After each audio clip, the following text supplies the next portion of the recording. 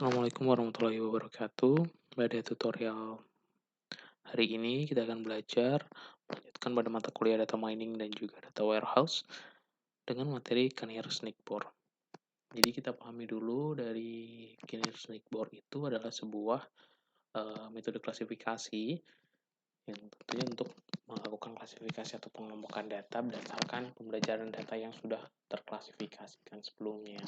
Jadi karena sudah ada kelas level sebelumnya, maka ini termasuk dalam supervised learning ya. Jadi di mana hasilnya untuk instant atau data yang baru nanti diklasifikasikan berdasarkan mayoritas kedekatan jarak dari kategori yang ada di dalam KNN. Jadi algoritma ini akan melakukan klasifikasi berdasarkan kedekatan atau jarak dari data dengan data yang lain. Jadi tagline-nya adalah ini ya, tetangga terdekat adalah aku, karena dia akan mencari data dari tetangga terdekatnya.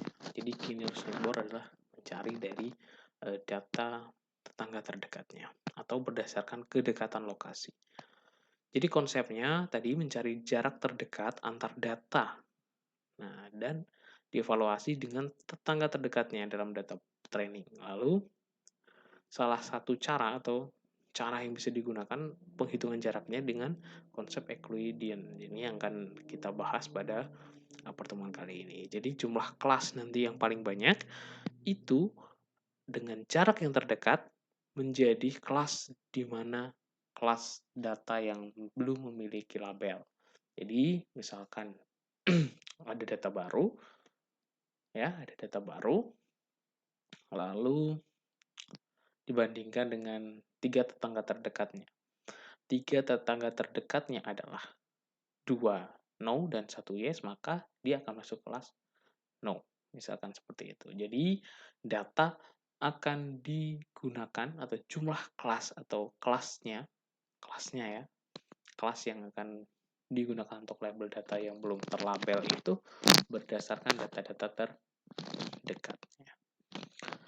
Nah, nanti kita akan pelajari itu di studi kasusnya lebih lanjut. Jadi dalam KNN nanti diberikan titik query, ditemukan ke objek atau titik training yang paling dekat, kemudian juga menggunakan voting tadi yang terbanyak di antara klasifikasi objeknya, kemudian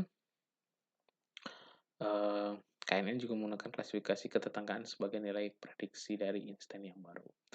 Kelebihannya pertama dia simple, kemudian juga efektif, juga performanya relatif baik ya, tahan terhadap data latih yang noisy. Jadi data-data dari KNN ini relatif baik lah ya untuk akuransi. Jadi memang karena banyak ya pengukuran yang digunakan itu berdasarkan akurasi, seberapa besar sih sebenarnya algoritma ini bisa mengklasifikasikan dengan benar, itu kan terkait dengan akurasi atau performanya. Lalu kelemahannya tentu waktu komputasi tinggi jika data besar. Nah, ini kenapa? Karena nanti data akan dibandingkan satu persatu nih. Nanti kita uh, coba langsung praktekkan atau kita langsung pahami dalam contoh gitu ya. Kenapa komputasi ini bisa menjadi tinggi? Karena dia akan dibandingkan satu persatu dengan data yang ada gitu ya. Kemudian dia juga sensitif dengan ciri yang redundant atau tidak relevan. Ini bisa digunakan dengan atau ditanggulangi dengan seleksi ciri atau pembuatan ciri. Kemudian juga tidak diketahui perhitungan jarak apa yang paling sesuai untuk dataset tertentu. Nah, macam-macamnya ada Euclidean, ada Manhattan, Minkowski, malah Nobis untuk mencari penghitungan jarak. Nah, yang akan kita gunakan pada kasus ini adalah menggunakan Euclidean ya, atau Euclidean distance. Lalu caranya adalah menentukan parameter K atau jumlah tetangga paling dekat. Kemudian menghitung kuadrat dari jarak Euclidean objek terhadap data training. Kemudian mengurutkan hasil nomor 2 secara ascending. Nah, baru nanti kategori dari klasifikasi KNN ini dapat ditentukan. Nah, dalam menentukan parameter K, di sini ada beberapa pertimbangan atau banyak hal-hal yang perlu kita pertimbangkan dalam menentukan nilai K. Karena kita perlu menentukan parameter K ini untuk mencari dari tetangga terdekatnya sebanyak apa gitu ya. Nah, caranya sebenarnya tidak ada metode pasti untuk nilai K terbagi, ini masih dalam research gitu ya. Tapi salah satunya bisa menggunakan metode Bayesian atau yang dituliskan dari Ghost tahun 2005. Bisa dicari papernya ataupun juga memilih K ganjil agar tidak membuat ambigu. Nah, ini untuk kelas yang catatan untuk kelas yang jumlahnya genap. Misalkan hanya ada kelas yes dan kelas no. Ya, misalkan untuk poin 3 ini itu bisa digunakan ya, misalkan seperti ini.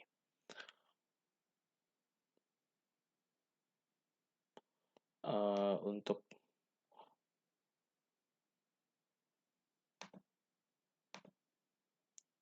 dari poin sebentar saya ya, tuliskan dulu, misalkan ada dua kelas label no dan label yes.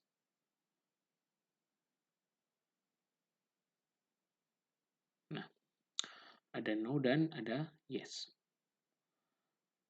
Misalkan ada data baru namanya data A. Dia belum tahu kelasnya ini. Kelas apa ya kira-kira? Gitu. Belum tahu dia. Lalu mengambil dari tetangga terdekatnya adalah tetangga B.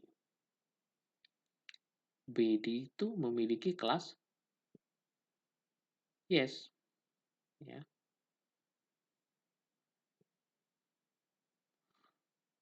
Lalu ada lagi tetangga C. Dia kelasnya no. Nah, kalau ini K sama dengan 2, maka tetangga terdekatnya hanya 2, B dan C. Satu yes, satu no. A akan kemana? Nah, ini ambiguitasnya terjadi. Maka kalau kelasnya itu 2 atau genap lah ya, itu kita bisa menggunakan K ganjil. Kita ambil lagi tetangga terdekatnya lagi adalah D.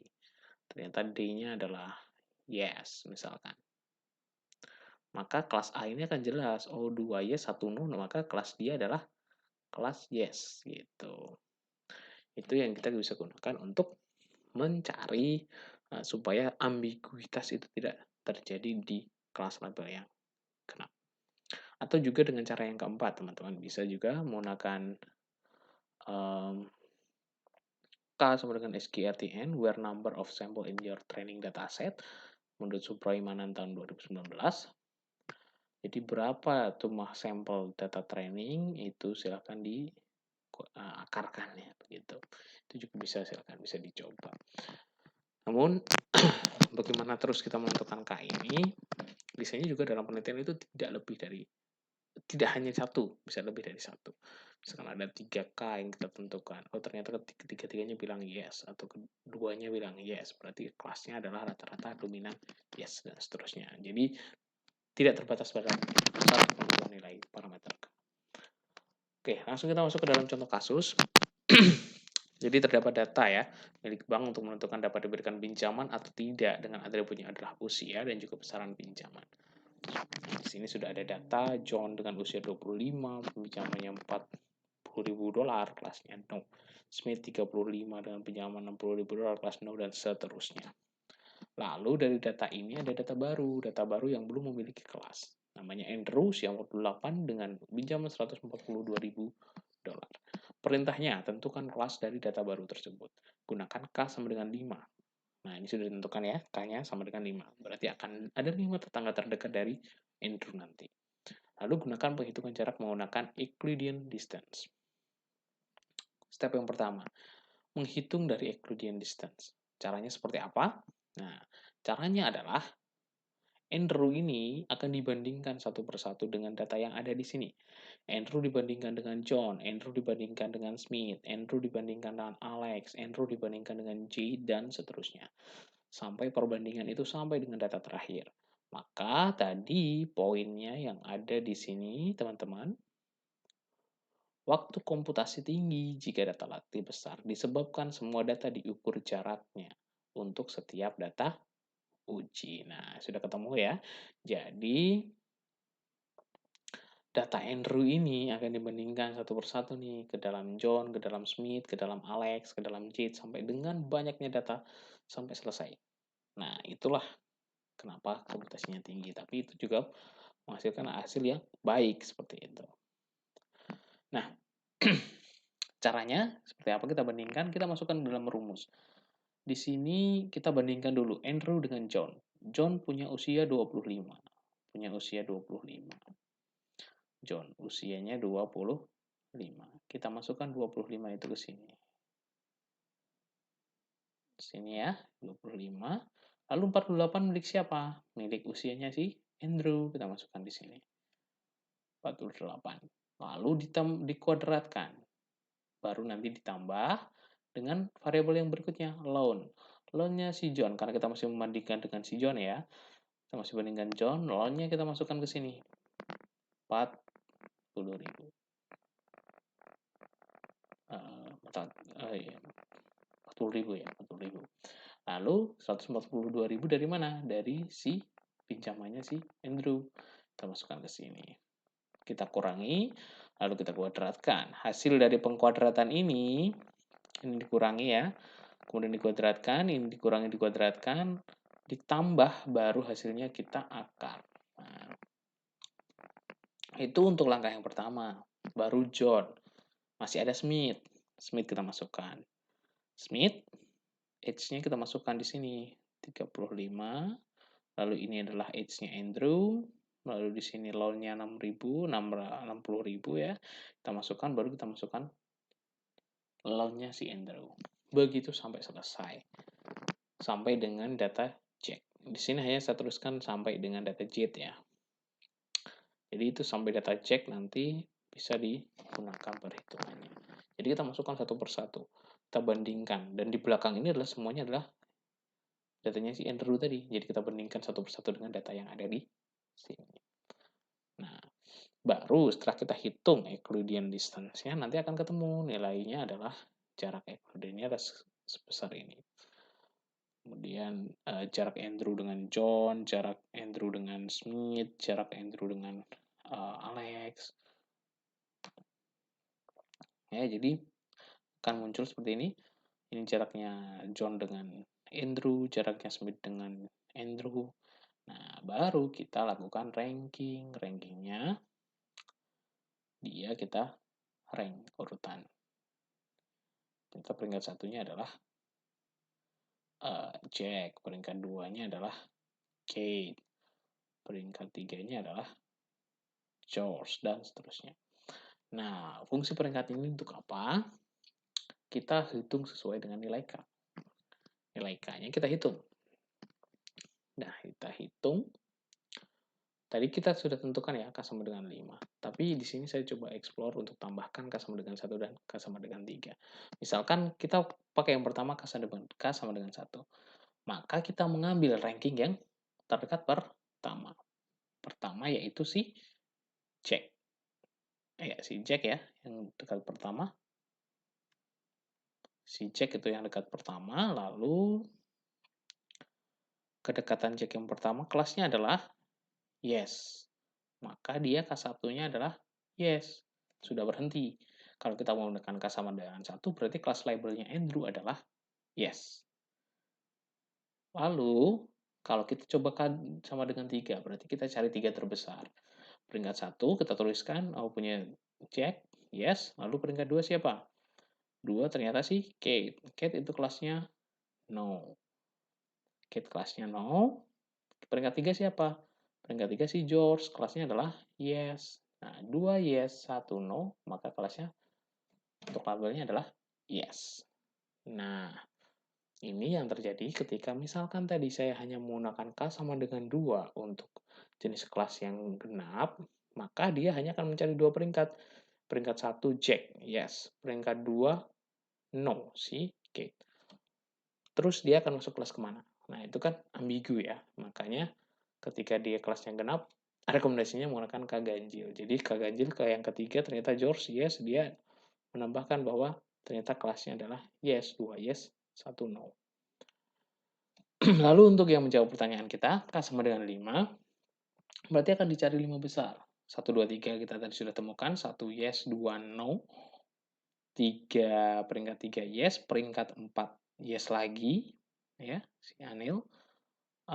Lalu peringkat kelima, peringkat kelima no lagi untuk Alex. Jadi no 2 dan 3 yes, kelasnya adalah tetap yes. Jadi seperti itu, cara untuk menentukannya adalah berdasarkan ranking. Ya, ranking itu nanti akan menghitung sebanyak apa nilai K yang kita tentukan. Kalau 5 berarti 5 terbesar, lalu K kalau 3 ya 3, 1 dan 1 ya seterusnya.